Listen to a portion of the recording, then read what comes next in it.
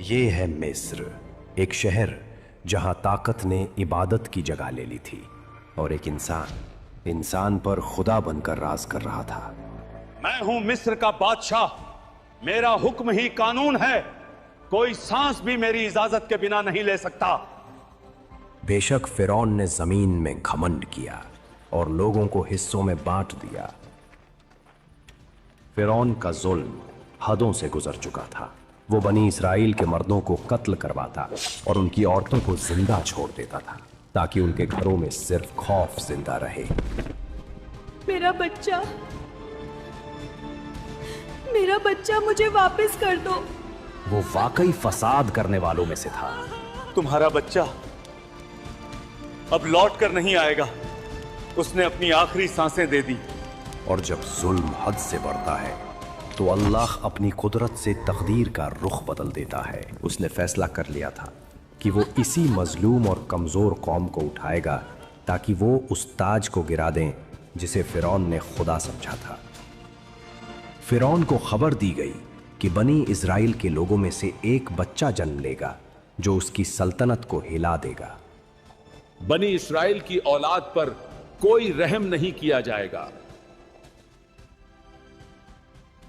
फिर वो वक्त आया जब अल्लाह की मर्जी से मूसा अलैहिस्सलाम का जन्म हुआ, एक ऐसे दौर में जब फिरौन का जुल्म अपने चरम पर था और मूसा फिरौन की हुकूमत के लिए एक बहुत बड़ा इम्तिहान बनने वाले थे। और हमने मूसा की मां को हिदायत दी, जब फिरौन के लोग आएंगे तो उसे दरिया के हवाले कर देना, हम उसे तुम्हारे पास वापस लाएंगे और उसे अपने रसूलों में से बनाएंगे। मूसा की बहन दरिया के साथ चलती रही, चुपके से, खामोशी में, और उसे खबर भी न थी कि वो एक नबी के कदमों पर नजर रख रही है। और यूं दरिया ने अपना सफर जारी रखा। लहरों ने मूसा के पलने को संभाल कर उस रास्ते पर बहा दिया जहां तकदीर ने उसका इंतजार लिख रखा था। और वहीं फिरौन के महल के साये में आसिया की निगाह दरिया में एक पलने पर टिक गई। उस पल जुर्म के महल में पहली बार रहमत उतरी थी। मौलाए मिस्र, आसिया बीबी ने दरिया से एक अनजान बच्चा उठा लिया है। एक बच्चा दरिया से? कहीं ये वही तो नहीं जिसके हाथों मेरी सल्तनत मिटने वाली है? फिरौन के दिल में एक गहरा खौफ जाग उठा।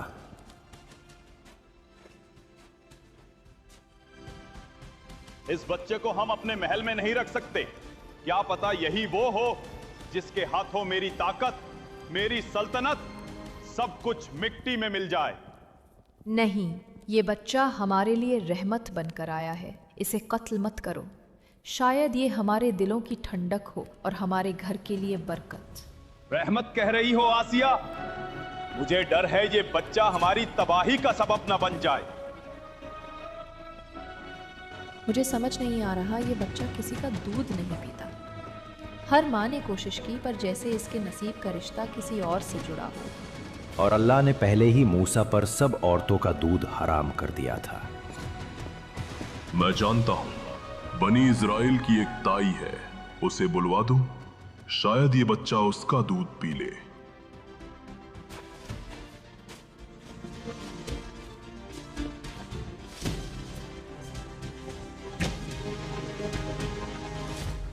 चलो, आसिया बीबी ने तुम्हें महल बुलाया है, देर मत करो, तुरंत तैयार हो जाओ। महल में तेरी बेटी मिली थी, उसने कहा मेरी माँ का दूध शायद वो बच्चा पी लेगा, बस इसीलिए मैं तुम्हें महल बुलाने आया हूं।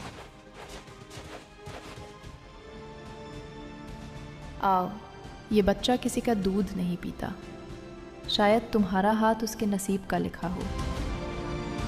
और इस तरह मूसा की मां अपने बच्चे से दोबारा मिली ताकि सब समझ लें रब का वादा कभी अधूरा नहीं होता। ऐ मेरे रब, तूने मुझे माँ बनने का एहसास बख्शा। ये बच्चा मेरी जिंदगी की सबसे बड़ी रहमत है। और यूं अल्लाह ने अपनी कुदरत का इजहार किया। जिसे दरिया में बहाया गया था वो अब फिरौन के महल में रहमत बनकर पलने लगा।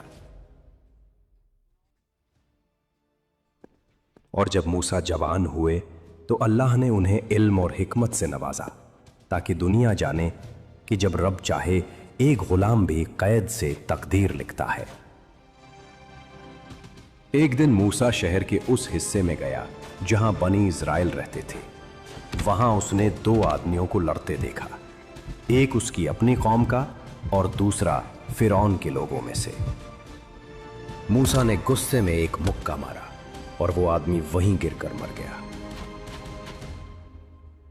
ऐ मेरे रब, ये शैतान का काम था, मैंने अपने आप पर जुल्म कर लिया। तू ही है जो माफ करने वाला है, मुझे माफ कर दे। और रब ने उसकी दुआ कबूल कर ली, मूसा को माफ कर दिया, ताकि दुनिया समझे जब बंदा सच्चे दिल से पुकारता है तो रहमान कभी मुंह नहीं मोड़ता। अगले दिन मूसा ने उसी शहर में उसी आदमी को फिर लड़ते देखा जो कल भी झगड़े में था। आज फिर जुल्म की आग में भड़का हुआ था। ए मूसा, क्या आज मुझे मारने आए हो जैसे कल उस आदमी को मार दिया था? लगता है तुम्हारा इरादा सिर्फ कत्ल करने का ही है। उस आदमी की बात सुनकर लोग सरगोशियां करने लगे और सबको मालूम हो गया कि मूसा ने एक आदमी का कत्ल किया था। मैं सच कह रहा हूं, मूसा ने उस आदमी का कत्ल किया है। सुनो, फिरौन के अफसरों ने आपके खिलाफ एक साजिश रची है। यहाँ रुके तो आपकी जान को खतरा है। बरहे करम जल्दी निकल जाइए, शहर छोड़ दीजिए। ये खबर सुनते ही मूसा ने पीछे मुड़कर भी नहीं देखा। वो सीधे मिस्र से निकल पड़े और उनका सफर मदियान की तरफ जारी हो गया। मूसा ने लंबे सफर का रुख किया, न साया न साथी, सिर्फ खामोश रेगिस्तान। कभी धूप उनके जिस्म को जला देती तो कभी ठंड उनके होठ सुखा देती। और यूं मूसा चलते रहे। तूफान, भूख और तन्हाई के दरमियान हर मंजिल उनकी कदम चूमती गई, क्योंकि उनका रास्ता रब के लिखे हुए वादों से रोशन था। लंबे सफर के बाद मूसा मदियान के एक कुएं पर पहुंचे। मदियान के उस कुएं पर मूसा ने दो लड़कियां देखीं जो अपने जानवरों को पानी पिलाने के इंतजार में खड़ी थीं। क्या मैं तुम्हारी मदद कर दूं? मैं तुम्हारे लिए पानी भर देता हूं। मूसा ने बाल्टी उठाई, कुएं से पानी निकाला और उनके जानवरों को इस कदर सुकून से पिलाया जैसे एक फर्ज अदा कर रहा हो।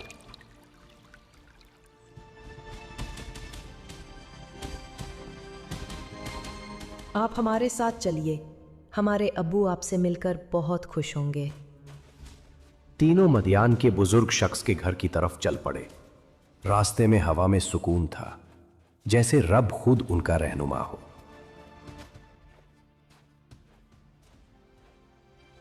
अब्बू, हमारे साथ एक शख्स आया है।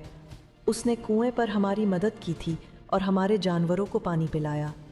उस बुजुर्ग ने अपनी बेटी से कहा, उस शख्स को अंदर बुलाओ ताकि मैं उससे मिलकर उसका शुक्रिया अदा कर सकूं। आपको अब्बू अंदर बुला रहे हैं, वो आपसे मिलना चाहते हैं। चलिए, मुझे बहुत खुशी होगी आपके अब्बू से मिलकर। आओ बेटा आओ, मैं तुम्हारा ही इंतजार कर रहा था। बेटा बताओ, तुम किस हाल में यहां तक आए हो? मैं मिस्र से निकला हूं। लोग मेरे खिलाफ हो गए थे, बस रब पर भरोसा करके निकल पड़ा। डरने की जरूरत नहीं बेटा, तुम अब अमन में हो। यहाँ कोई तुम्हें नुकसान नहीं पहुंचा सकता। आपका शुक्रिया। बहुत दिन बाद किसी ने इतनी मोहब्बत से बात की है। सफर लंबा था, पर लगता है अब दिल को सुकून मिल गया। अब्बू, जरा एक पल के लिए इधर आना। अब्बू, आप इसे अपने काम पर रख लीजिए। ये शख्स मजबूत भी है और दिल से नेक भी। बेटा, मुझे लगता है तू सिर्फ मजबूत नहीं, अमानतदार भी है। अगर तू राजी हो तो मैं अपनी इन दोनों बेटियों में से एक का निकाह तुझसे करना चाहता हूँ। ये आपका एहसान होगा। मैं सिर्फ दुआ कर सकता हूँ कि रब मुझे इस कदर काबिल बना दे।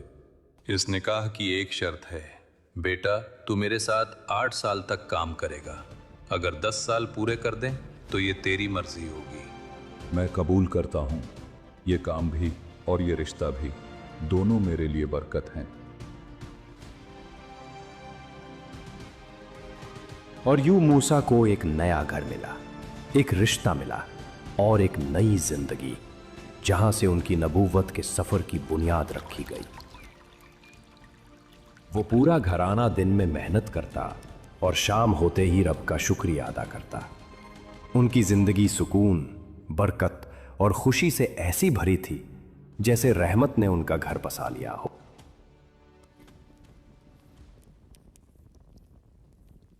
और जब मूसा ने अपनी मुद्दत पूरी कर ली तो वो अपनी बीवी के साथ मदियान से निकलकर मिस्र की तरफ रुख कर गए। बेशक सफर लंबा था, रात गहरी होती जा रही थी। मूसा और उनकी बीवी थकान और ठंड दोनों से लड़ रहे थे और उसी सर्दी भरी खामोशी में मूसा की नजर दूर एक पहाड़ पर पड़ी। दूर से एक आग का नूर उभर रहा था, जैसे अंधेरे में रहमत चमक उठी हो। और यो मूसा धीरे धीरे उस आग के करीब पहुंच गए। हर कदम के साथ उन्हें महसूस हुआ जैसे कोई उन्हें अपनी तरफ बुला रहा हो। और यूं वो वक्त आया जब अल्लाह ने मूसा से सीधा बात की। अल्लाह ने फरमाया, या मूसा, मैं तेरा रब हूं, अपने जूते उतार दे। तू मुकद्दस वादी तुवा में है और मैंने तुझे चुना है, तो मेरी बात को ध्यान से सुन। बेशक मैं ही अल्लाह हूं, मेरे सिवा कोई माबूद नहीं। तो मेरी इबादत कर और मेरी याद के लिए नमाज कायम कर। अल्लाह ने फरमाया, और तेरे हाथ में ये क्या है मूसा? ए मेरे रब, ये मेरी असा है। और अल्लाह ने फरमाया, उसे जमीन पर डाल दे मूसा। फिर जब उसने उसे डाला तो वो एक सांप बन गया जो तेजी से हिल रहा था।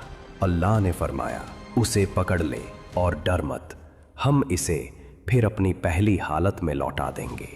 और फिर अल्लाह ने मूसा से कहा, अपना हाथ अपने बगल में डाल, वो बिना किसी नुकसान के चमकता निकलेगा। ये एक निशानी है। अल्लाह ने मूसा से कहा, जा फिरौन के पास जा, वो हद से बढ़ गया है। ए मेरे रब, मेरे लिए मेरे घर वालों में से एक मददगार बना, मेरा भाई हारून। उसके जरिए मेरे हाथ मजबूत कर दे और उसे मेरे काम में शरीक कर दे। और फिर अल्लाह ने फरमाया, तेरा सवाल कबूल हुआ मूसा, हम तेरी मदद तेरे भाई हारून के जरिए करेंगे। और यूं अल्लाह के दो पैगंबर मूसा और हारून वापस उसी महल की तरफ चले जहां कभी जुल्म का ताज था, लेकिन अब रहमत का पैगाम जा रहा था। देखो तो कौन लौट आया है, मूसा अपने भाई हारून के साथ। मैं रब्बुल आलमीन का पैगाम लेकर आया हूं। अजीब है मूसा, जिसे मैंने अपने महल में पाला, आज वही मेरे सामने अपने रब का पैगाम लेकर आ गया। बताओ मूसा, तुम वही हो ना जिसने हमारे आदमी का कत्ल किया था? और बताओ मूसा, ये तुम्हारा रब्बुल आलमीन कौन है? वो तुम्हारा भी रब है फिरौन। वो मशरिक और मगरिब का रब है और जो कुछ इनके दरमियान है, अगर तुम समझ पाओ। अगर तूने मेरे सिवा किसी को रब बनाया तो मैं तुझे कैद करवा दूंगा। क्या अगर मैं तुम्हारे सामने कोई साफ सबूत ले आऊं तो फिर भी यकीन नहीं करोगे? तो ले आ अपना सबूत, अगर तू सच्चा है। और फिर अल्लाह ने मूसा से फरमाया, अपनी असा फेंक फिरौन के सामने। मूसा ने असा जमीन पर डाली और वो अल्लाह के हुक्म से एक जिंदा सांप बन गई, ऐसी जोश भरी हरकत से कि फिरौन का तकब्बुर भी पल भर को डर गया। शहर के बेहतरीन जादूगर बुलाओ ताकि हम मूसा के जादू का जवाब दे सकें। आज फिरौन ने फैसला कर लिया था, या तो जादू जीतेगा या हक। और फिर मिस्र के सब जादूगर बुलाए गए। तुम पहले फेंको या हम फेंकें? पहले तुम फेंको। उन्होंने लोगों की आंखों पर जादू कर दिया और एक अजीम जादू दिखा दिया। और यह देखकर मूसा के दिल में हल्का सा डर पैदा हुआ। अल्लाह ने मूसा से कहा, मत डर मूसा, तू ही बुलंद रहेगा और फेंक दे जो तेरे हाथ में है। वो उनके बनाए हुए सब जादू को निगल लेगा। उनका जादू सिर्फ एक धोखा है और जादूगर कभी कामयाब नहीं होता। और सब जादूगर सजदे में गिर पड़े। जो कुछ उन्होंने देखा उसमें जादू नहीं, रब का नूर था। ऐ मूसा, तेरे जादू ने मेरे लोगों के दिलों में फितना फैला दिया है। तू और तेरा कौम बनी इज़राइल निकल जाओ मेरे मिस्र से। फिरौन समझ रहा था कि वो मूसा को निकाल रहा है, मगर असल में अल्लाह उसे अपनी कुदरत का मंजर दिखाने ले जा रहा था। अल्लाह ने मूसा को हुक्म दिया, अपने बंदों को रात के वक्त ले चलो, क्योंकि तुम्हारा दुश्मन तुम्हारा पीछा करेगा। और जब फिरौन को खबर मिली, उसने अपने सिपाहियों को बुलाया कि मूसा और उनकी कौम भाग गए हैं। और फिर फिरौन निकल पड़ा अपनी फौज के साथ, गुरूर और गुस्से में डूबा हुआ। फिरौन का लश्कर पहुंच गया, अब हम पकड़े गए ना, अब तो बचने का कोई रास्ता नहीं। नहीं, मेरा रब मेरे साथ है, वो जरूर मुझे रास्ता दिखाएगा।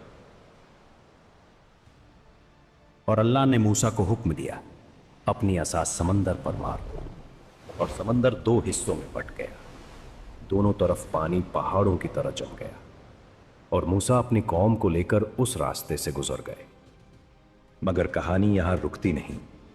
फिरौन गुस्से और गुरूर की आग में जलता हुआ अपनी खौफनाक फौज के साथ निकल चुका था। मूसा, हारून और बनी इस्राइल के निशानों के पीछे तकदीर अपनी सबसे बड़ी तकरार लिखने वाली थी।